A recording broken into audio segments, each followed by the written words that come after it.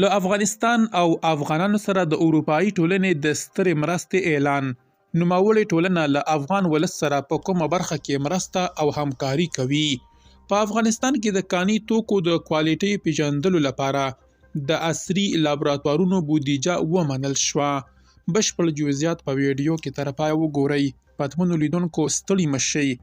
د کاني توکو د کوالټۍ پیژندلو لپاره د عصري لابراتوارونو د جوړېدو د بودیجې منلو خبر لرو، خو پیل د اروپایي ټولنې پر مرسته کوو. اروپایي ټولنې اعلان کړی چې د نړیوال خوراکي پروګرام لپاره د 25 میلیونه یورو په ځانګړي کولو سره یې له دې ادارې سره نوې همکاري پیل کړې ترڅو د افغانستان لپاره کار وشي.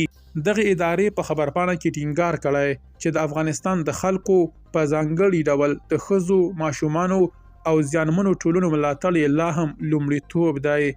د اروپایي ټولنې د استازولۍ د اعلان له مخې دا ستراتیژیکه مرسته د دې لپاره ده چې معیشت قوي کړي، تغذیه ښه کړي او د هغو ټولنو ملاتړ وکړي چې د اقلیمي بدلون او د هغه له اقتصادي پایلو سره زیانمنې دي. اقتصادي مرستیالۍ لیکلي د کاني توکو د کوالټۍ پیژندلو لپاره د پرمختللو لابراتوارونو جوړېدل د منل وړ وبلل شول. د دغو لابراتوارونو لپاره 233 میلیونه افغانۍ بودیجه په پام کې نیول شوې چې 15 میلیونه افغانۍ به یې پر ودانیزو چارو او 218 میلیونه به یې پر ماډرن او نوې ټکنالوژي سمبالو تجهیزاتو ولګول شي. درنو لیدونکو له ملتیا مو مننه.